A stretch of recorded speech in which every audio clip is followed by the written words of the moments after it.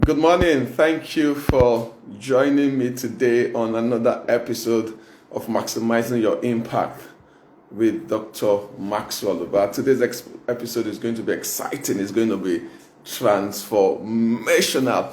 I hope your week has been great. Yesterday was a very wet day, but we thank God the rain stopped yesterday. In fact, a lot of places were flooded in Lagos. Today is going to be loaded because today we'll be talking about the birthplace of real change and real transformation as we continue the series on the 7 fundamental foundational belief system for success. Thank you, Glenn, for joining me. Thank you. I appreciate your presence here this morning. So please share this with your friends. Tell them to come on board because today is going to be exciting. So I'm just waiting for people to come on board so that we can start today. Glenn, let me ask you. I hope your week has been good. Your week was great. Yesterday was a very rainy day, and you understand places were flooded in Lagos. I hope you were not affected.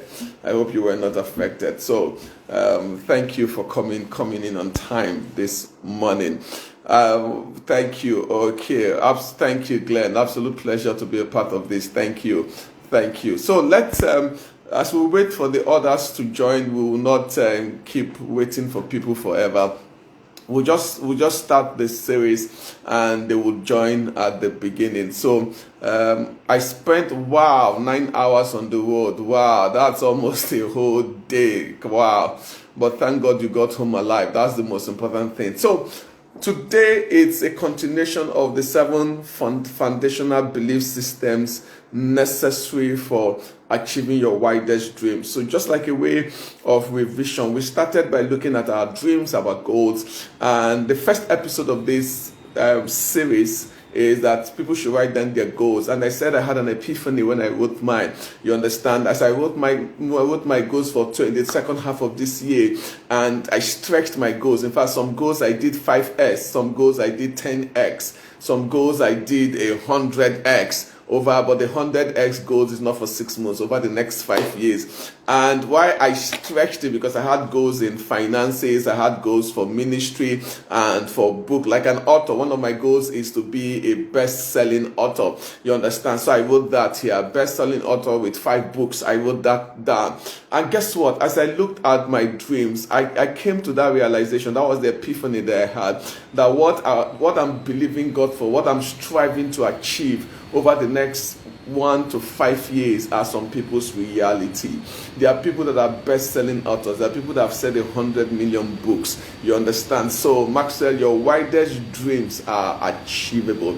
And that's where this series started from. That our widest dreams, whatever they are. Somebody's widest dream might be to earn an extra $1,000 a month. Another person will be $10,000. Another person will be $100,000 a month. That's his widest dream. $100,000 a month is more. Another person is $1 million, but there are people right now earning $1 million a month. Footballers earn £500,000 a week. So your widest dream is somebody's reality right now. That's the first series. So we now went and said, okay, there are 7 pillars as foundational. Thank you, Bimbo. Thank you, my boss, Archie. Thank you for coming on. Please tell your friends that they should join this. The first thing we said as the first foundational belief is that life is fair. And sometimes we look at things, we look at situations, circumstances, and the conclusion is that life is not fair.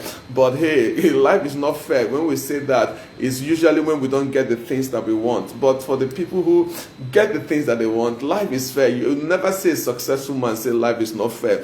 Most times, life is not fair comes from people who are struggling with life. So that's the first belief. You need to go to the video and watch it. Sounds a bit controversial, but it's the starting point. And the second now says, I am responsible.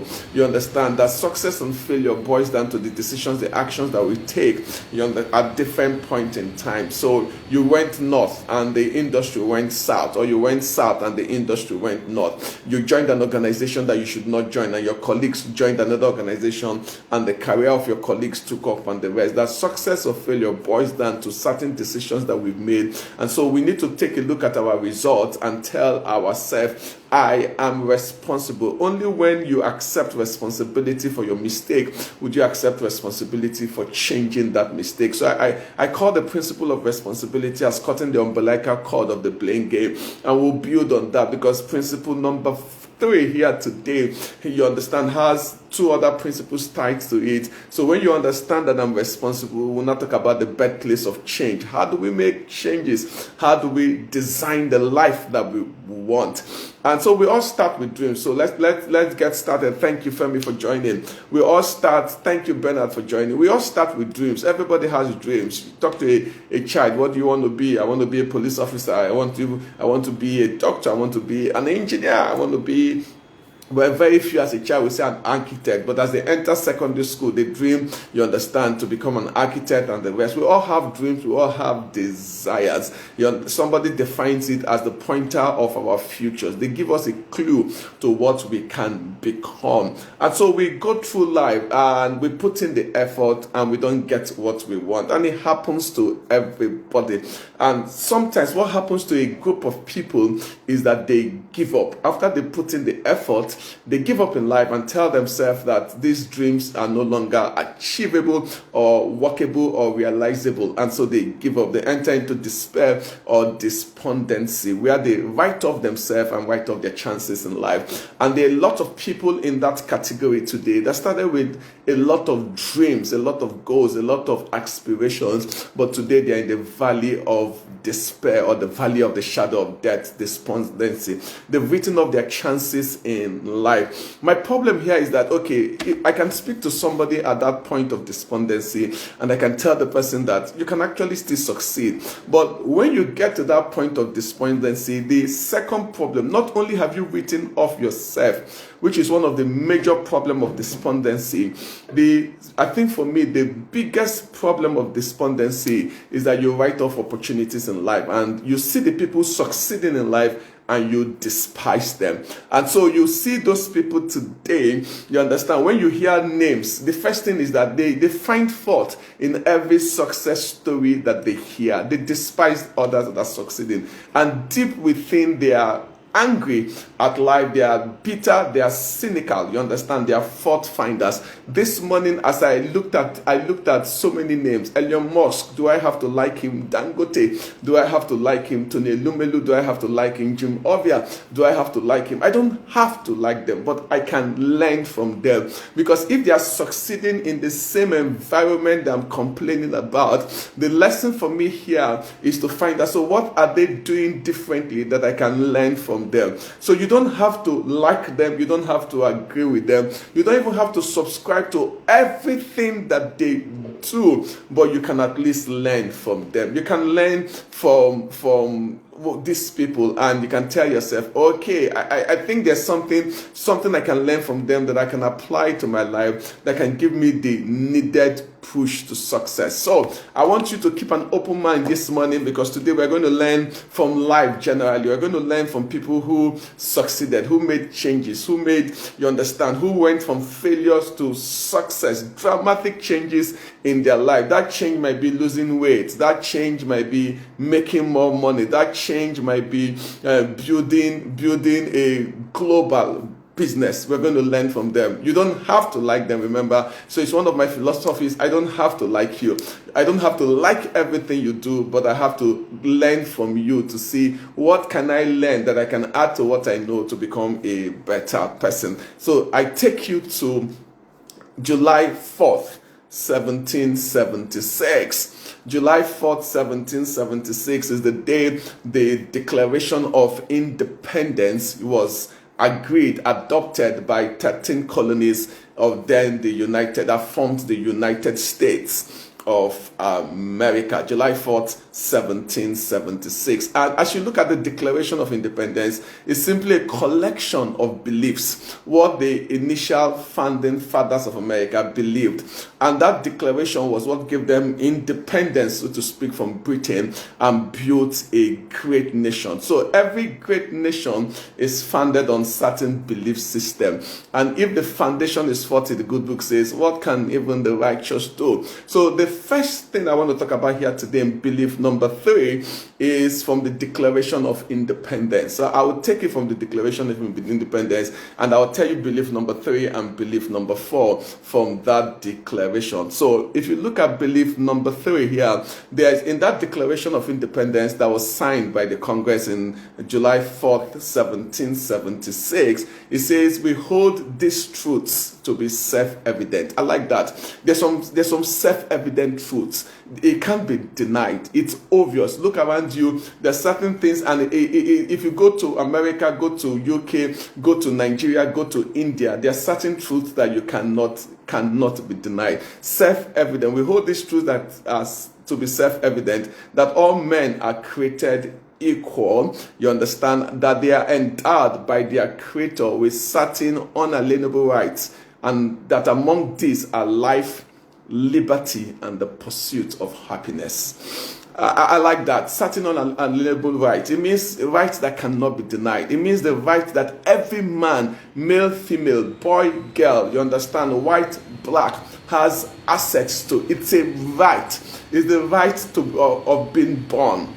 And if you read that declaration, it said the role of government is simply to protect this right, life, liberty, and the pursuit of happiness. Is the reason why the first way you judge every government, you understand, is the provision of security. Because without security, there's no life. You understand? Freedom of expression and freedom of speech is the concept of liberty. And number 3 is the pursuit of happiness, where I want to spend my time on, which is the entrepreneurial dream. Now, when these people sat down together to write the Declaration of Independence, they were shaping the future of the generations to come, that all men, I need you to understand that all men has this unalienable rights, and among these there are so many: life, liberty, and the pursuit of happiness. What are they indirectly saying? That every man born has a right to be successful. All men has a right. All men, you understand that right to life, to liberty, and the pursuit of happiness.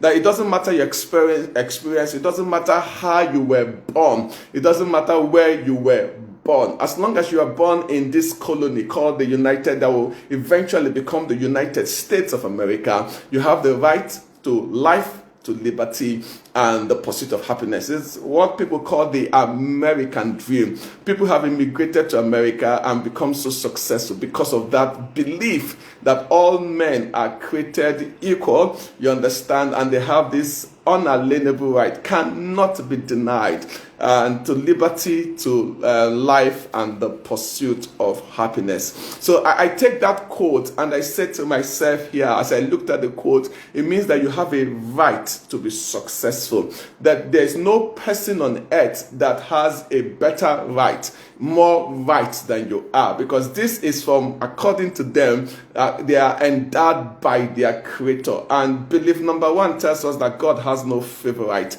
that God is not a partial God. So if any man is successful, then all can be successful. So if anybody can succeed in your environment, then you too can succeed. Nobody has more rights, you understand? Nobody has more privileges to enjoy life than you. You can define the kind of life or the privileges that you want to enjoy. So belief number 3 tells me that I have the right, the same right to succeed as any other person on the surface of the earth. That's belief number 3. The same right to succeed. And in that right, I want to say something here. The reason why many people do not succeed is because they sell themselves short. The reason why many people do not succeed is because they write off themselves. When they created that, when they made that declaration, they said all men.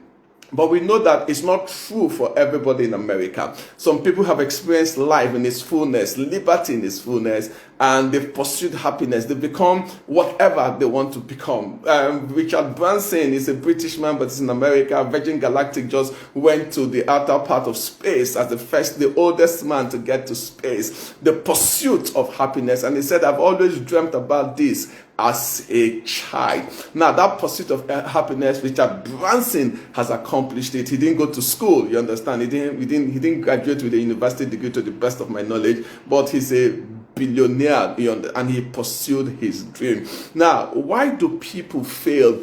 Belief number 3 says that if life says we have access to life, liberty, and the pursuit of happiness, many people get to that point in their life where they sell themselves short. They write off their chances. They disqualify themselves. Before even life disqualified them, they give up on life. You understand? I want to put it this way so that you can understand what I am saying here.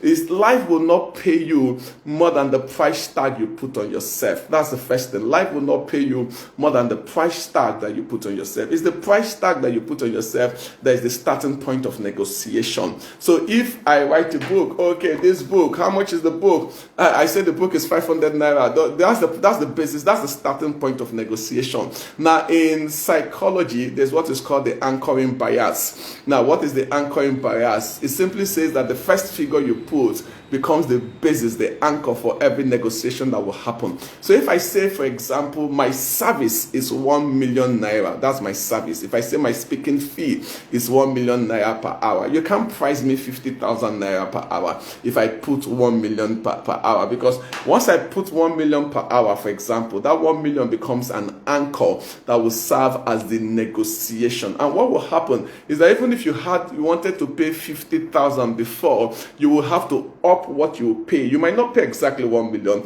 but you have to increase what you pay. And that's what has happened to us most times when we see the price tag on certain products. Now, that was not what we budgeted for, but because the price tag was a bit high, we had to up what we wanted to pay and negotiated from that level. And that's what happens to a lot of us in life, that the value you place on yourself, the value you place on your services is the value that life would pay you. So if you place a lower value on yourself, if you say to yourself, you don't deserve to be happy, then life will also pay you that. Okay, you don't deserve to be happy. What do you deserve? You deserve 5,000 naira every month, and that is what life would pay you. So what's the birthplace for transformation and the birthplace for change? I've looked at this over and over and over and over again, and I said to myself that the birthplace for change and transformation is to know your real worth and to look at your current experience versus your real worth and say to yourself, if there's a gap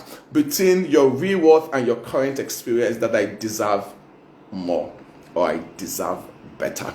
So what's the birthplace for change? Again, is I deserve more or I deserve better.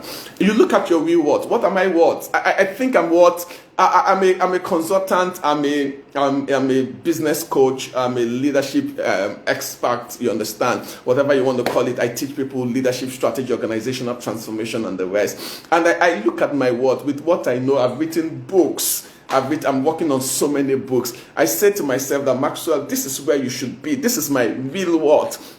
But this is where I am. So let's say this is my real worth. I know this is my real worth, but this is where I am right now. That gap, you understand? That gap, and telling myself that I deserve better and I deserve more is the starting point to change and transformation. Because if you are comfortable with your current situation and your current performance, you would never strive to change it or to improve. So improvement comes from the tension between your worth, your ideal self, and your current self. Your worth and your current pay. And that gap between your worth and your current pay, that causes tension on the inside and is the birthplace for change. But if you don't understand your real worth and life gives you anything that you want, you would accept it because you don't understand your real worth. Life will tell you, it's like, okay, this book, how much is this book? Tell me how much you want to pay. Then the person looks at it and says, this is what I want to pay.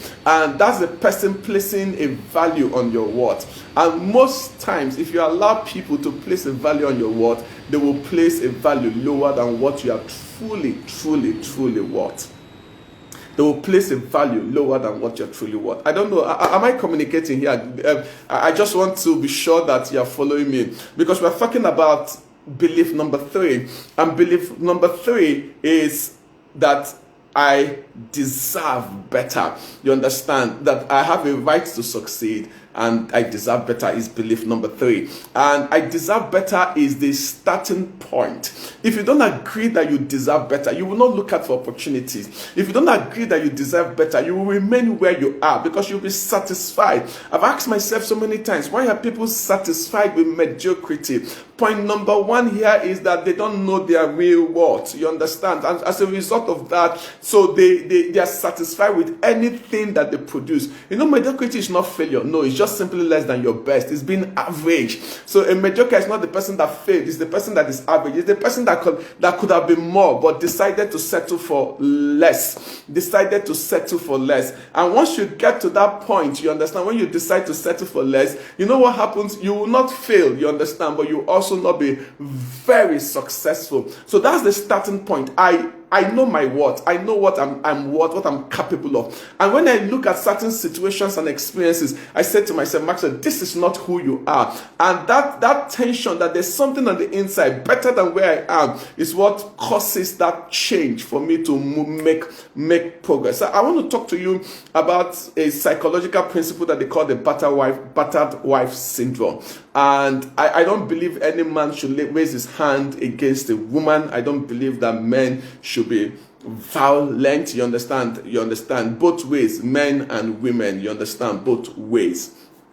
I don't want to say some things here because people have different beliefs about that, because I feel that when people start getting physical, it's a time to put the marriage on hold and say, hey, let's separate ourselves for now. When I mean separation, I don't mean divorce, so that we can negotiate, because we've seen people die as a result of that could have been dealt with much earlier. But let's come back. And they studied the concept of the battered wife syndrome. And why would women remain in a marriage when the man is physically abusive? And what they found out in most times, that the women got used to being battered, and they said to themselves, I can endure it, I can endure it, I can endure it. And their biggest fear is that if they leave this marriage, if they leave this man, that they don't know what they will find out there.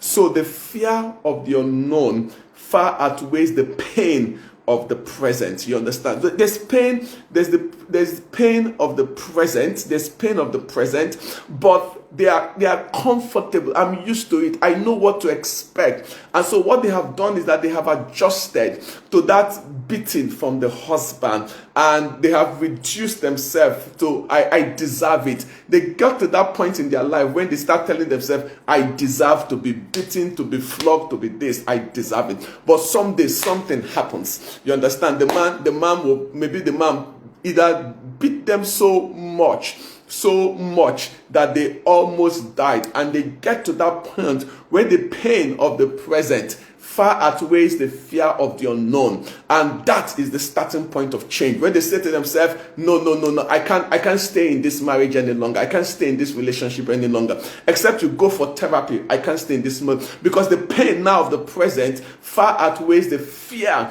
of the future. And that's where the starting point of transformation happens. So from the battered wife syndrome, everybody has what is called a pain threshold. A pain threshold is, I can endure certain pain, you understand, but it gets to that point, I can't take this any longer. Once you get to that point of I can't take this any longer, whether it's mediocrity, for me, for example, I don't like people talking negatively about the quality of my work. It's something I can't take. And so that's why I go the extra mile to study, to read, you understand, to do, because I can't take that pain of finishing class and people say, I didn't learn anything from this class. For me, it's a psychological pain that is more than being even beaten. You understand? So I know my worth. And so I go that extra mile. Take the prodigal son. Have you ever wondered, just like the battered wife syndrome, when his money finished, the prodigal son could have started the journey back home. But you know why he didn't go to the journey back home? Because he was comfortable. I can still enjoy the pain of the present. I don't know the rejection that my father will give me. And that pain, the fear of the unknown, is far more than the pain of the present. So he started looking for work, looking for job, and got to the place where he was feeding swine.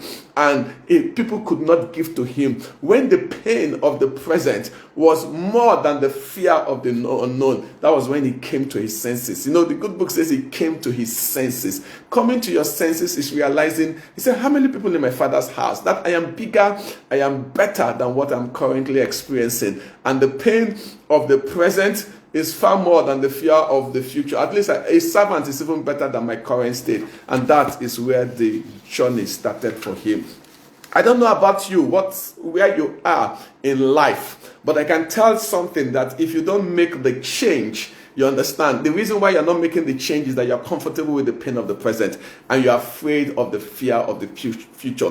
That you've not reached your pain threshold yet. That's the reason why people do not give up on certain habits. They've not reached their pain threshold yet. You understand? So you say you want to lose weight, you start exercises and you stop. You know the reason why you stop? You are comfortable with your size. But the day you get to that point where you look at yourself in your mirror, where you tell yourself, I'm just using that as an example, you tell yourself that you have an 80% chance of dying from obesity and you don't want to die because you want to see your children's children, then the starting point of going to the gym and making the exercises will be easy because right now you've reached that point of your pain threshold. I've had so many examples of people who their pain threshold was when they wanted to enter an airplane and they couldn't fit in a seat, and as a result of that, people mocked them. That was a pain threshold for them. I know a lady whose pain threshold was when her friends, they went for this like a game, this sporting event,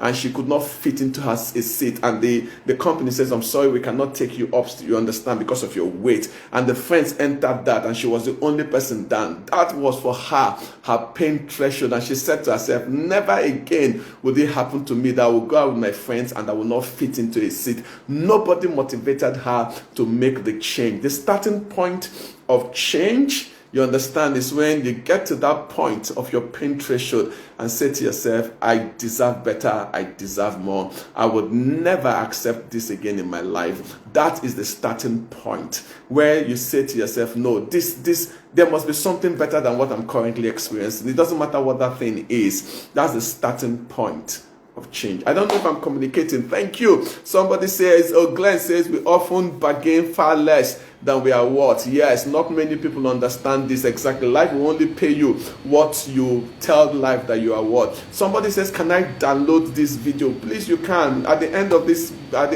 episode, I'll put the video online. You understand? I'm even using the second device so that we can put it up on YouTube. So you can share this with your friends. You can watch the other videos. And this is the starting point. So I've gotten to that stage in my life and I said to myself, Maxwell, I am bigger and better than where I am. And whatever it will take me to get there. And this is what keeps us going. When we get to that point where we say, never again, my life is in danger. Never again would I settle for less than my best. It doesn't matter how long it will take me to get what I want. I'll be patient. I will endure. You know, when the tendency is to go back, going back to what? Not to that same, and I can't go back to Egypt. It's not something I need to think about, because I will endure the pain, the uncertainty of the search, because I know that what I am experiencing is the least I can ever experience in my life. It can only get better. It can only get better from here. So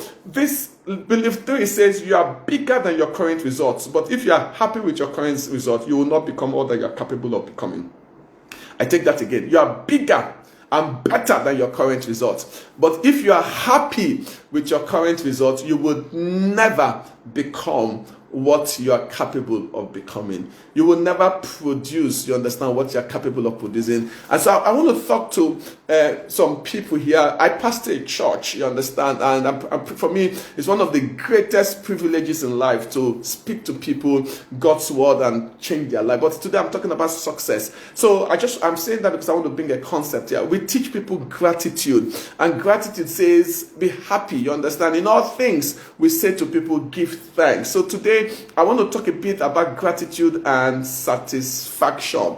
And this is my definition. You can debate it, you can argue with it, but I want you to see it this way. Gratitude deals with what I have or what I don't have. That's what gratitude is. So gratitude is, I earn 50,000 naira a month. I am grateful. You understand? I'm grateful that I earn. At least I'm earning something. I earn 100,000. I earn 200,000. So gratitude deals with what I have. And the basis of gratitude says it could have been worse. I earn 100,000. Some people are not earning that. It's okay. It's fine. That's gratitude. Satisfaction deals with the fulfillment of a goal, what I can have and what I can become. So that's what satisfaction is, what I can have and what I can become. And sometimes we confuse gratitude and satisfaction together. So let's take the example of the Euros that just finished. England got to the finals and lost the finals, and people went haywire. You understand? People went haywire. They destroyed things. Now, these are people that did not understand gratitude. That you got to the final. Your passageway to the final was even easy. Look at Italy. Italy played tough teams. Belgium, Spain, and the rest. You didn't, apart from Germany, that you didn't really play any tough team to get to the final. But it's okay. Gratitude says, I am grateful that I got to the final. Some people in their lifetime, a certain generation of English players had never experienced playing the finals before. This is the first time we got to the final. So we are grateful that we got to the final. But should we be satisfied? No, because once a man is satisfied with what he has, he would never aspire to get to the next level in his life. You understand? I actually wrote this, that every time someone is satisfied with what he or she has, that person has defined all you can become. Getting to the finals should not be the definition of the English team. They invented football. So they should aspire to win the World Cup in 2022. You understand? So why they are grateful for their achievement, they should not be satisfied. Take Italy that won it. Italy won it. The disappointment of not qualifying for the 2018 World Cup, they made certain changes, and today, you understand, under Roberto Mancini, I think they've not lost one game in about 36 competitive matches, and they've won the Euro. Gratitude also is that we won the Euro. We are grateful. But should we be satisfied? No, there's a World Cup to win. And what changes do we need to make in order to win the World Cup? And even if you won the Euro, can't you aspire to win it the next time it is played? Can't you aspire to go back to back to back? And so that's the difference between gratitude, you understand, and satisfaction. So you should have an attitude of gratitude, but also positive dissatisfaction. Because positive dissatisfaction says there is more. So let's take example, a company that set a goal and maybe met the goal. Wow, grateful. Yes, we've met our goal. But should we be satisfied? No, we need to increase the goal. So I am grateful for the number of people who came on this call today, but am I satisfied? No, there's positive dissatisfaction. I can get to 1,000 views, I can get to 10,000 views, I can get to 1,000 views, but am I grateful for 10? I am grateful. And that's the difference between gratitude and satisfaction. So I call it positive dissatisfaction. Positive dissatisfaction says there can be more. Positive dissatisfaction says life can still be better. Positive dissatisfaction says let us not rest on our laurels and our hours, that we can go from one breakthrough to another. Positive dissatisfaction is the birthplace for innovation, is the birthplace for creativity, is the birthplace for productivity. Think about it. If the phone companies were satisfied with the very first phone that they gave us, we will not have what we have today. If all the companies today are satisfied, there will not be any need for improvement. But improvement says there can be more, which is what I call positive dissatisfaction. Gratitude says, I'm grateful for this message. I'm grateful, but the next time I need to teach this, is there something else I can add? Can I improve on it? Can I improve on it? Can I make it better? Is positive dissatisfaction. So it says there can be more. The future, while we are grateful for what we have achieved, the future can be bright and can be better. While you are grateful that you can put your head on the bed, yes, you understand. Positive dissatisfaction says you can go to bed, you understand, knowing that your needs are met. That's positive dissatisfaction. You can get to that point where you're not even bothered and worried again about money. That's positive dissatisfaction. And for me, that tension between gratitude and positive dissatisfaction is what keeps a man going. And while the man is grateful for everything he experiences, he knows that there can be more. He believes God for more. He stretches out for more. He increases his faith for more, even though he's grateful for what he's experiencing. I don't know, guys. Am I communicating? I just talked about positive dissatisfaction and gratitude. So we should, in all things, give thanks, but we should not settle for anything that is less than our best. I give thanks for every time I have an opportunity to speak to somebody else. That's gratitude for me. But positive dissatisfaction says it can be more. There can be more organizations that I can do training with. You understand? More organizations that I can speak to. More organizations that I can reach globally. That's positive dissatisfaction. Never forget this. You understand? You see, if you are not grateful, you complain and become bitter in life. You understand? If you are satisfied, you've defined all that you can become in life. And I know that, Maxwell, the next 5 years of my life is just starting. I'm so excited. An author, was he an author or a painter? I think he's an author. Yes, at 70. They asked him, he has written so many bestsellers, and they asked him, which is your favorite book? And you know what he said? The next one. Wow, the next one. Wow, the next one. That is positive dissatisfaction. I've written a lot of bestsellers, but the next one is my favorite. That's positive dissatisfaction. Positive dissatisfaction says, I'm a best-selling musician, I'm a best-selling album, but I know it can only get better for me because I am pushing the envelope of performance. I need to begin to bring this to a close. I said every episode should be within 30 to 45 minutes. So what is belief number 3? And I want to leave you with 4 things about belief number 3. Then next week we'll look at belief number 4. You understand? Belief number 3 is the birthplace of change. We said belief number 1 is that life is fair, and belief number 2 is that you are responsible. Belief number 3 says is that I deserve better, and that it starts from you understanding your worth. You understand? Belief number 3, when you get to that point where you say to yourself, no, I deserve more, I deserve better. So sometimes when I teach people and I say to people, you have a difficult boss. Yes, I said bosses can be very difficult, but have you ever looked at yourself and asked yourself, is there something I'm doing that is contributing to it? When you get to that point in your life when you say,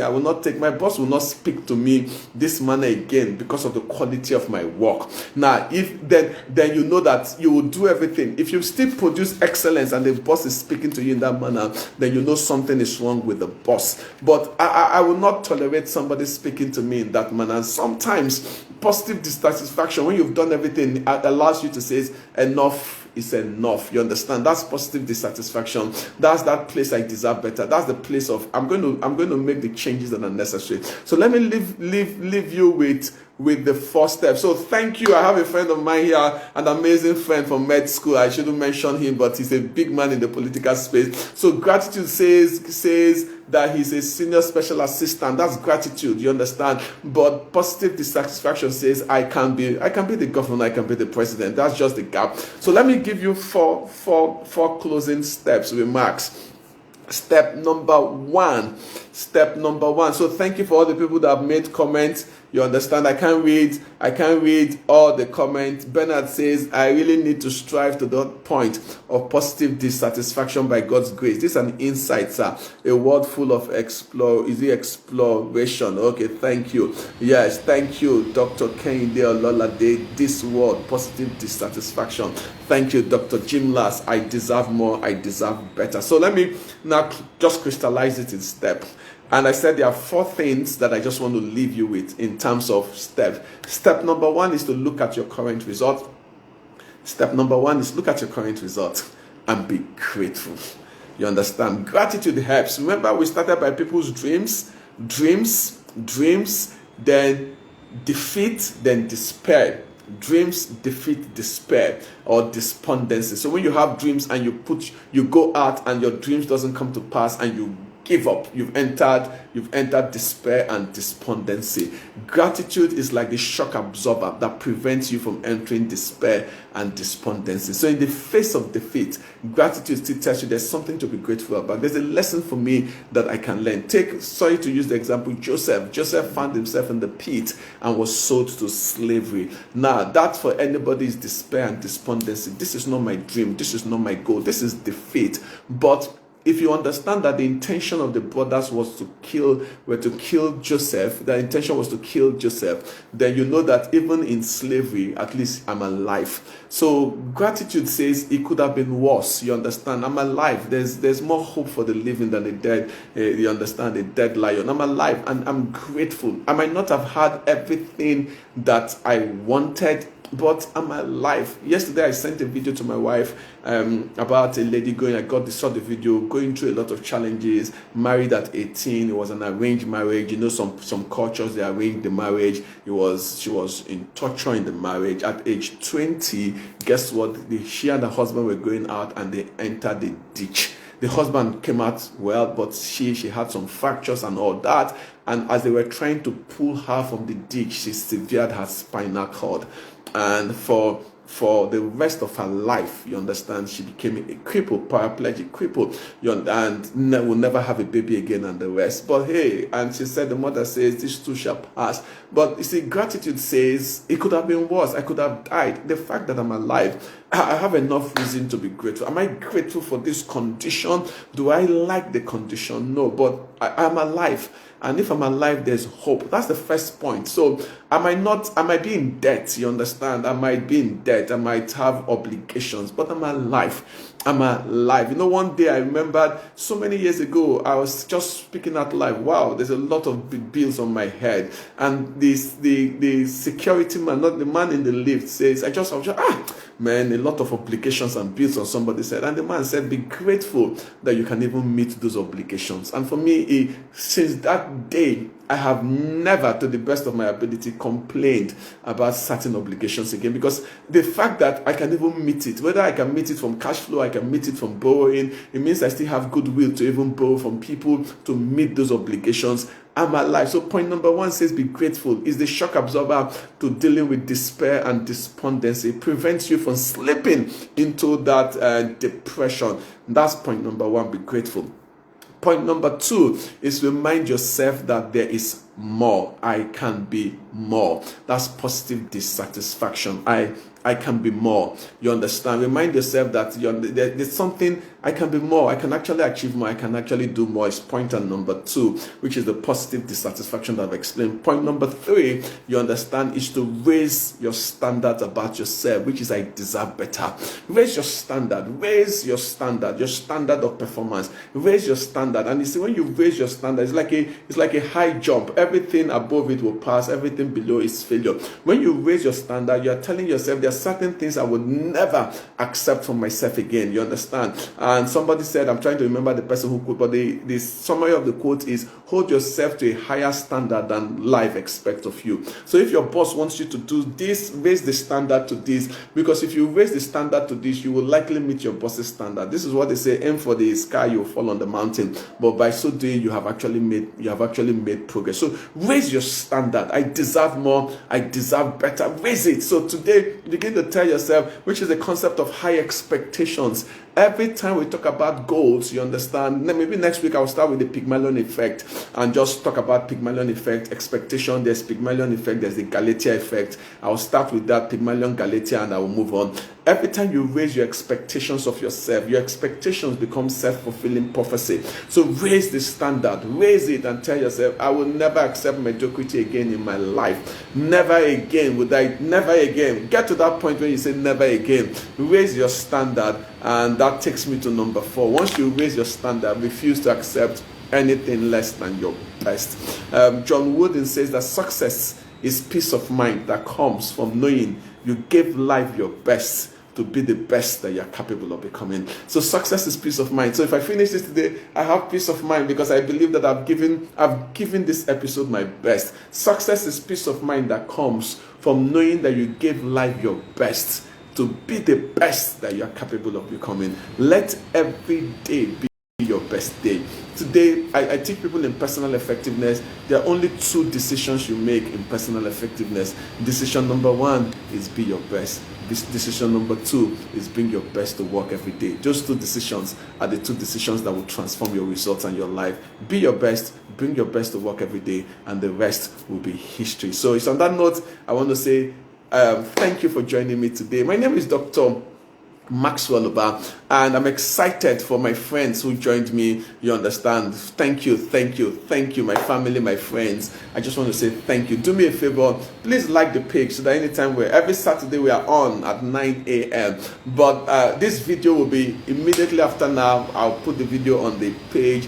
Do me a favor, share this video with your friends, with your family, you understand, and tell them to watch this video and they'll be blessed. And if you've not joined this series, go back to the previous episode, watch a Believe 2, Believe 1, and the foundation of your wildest dreams are achievable. And I'm sure it would help you.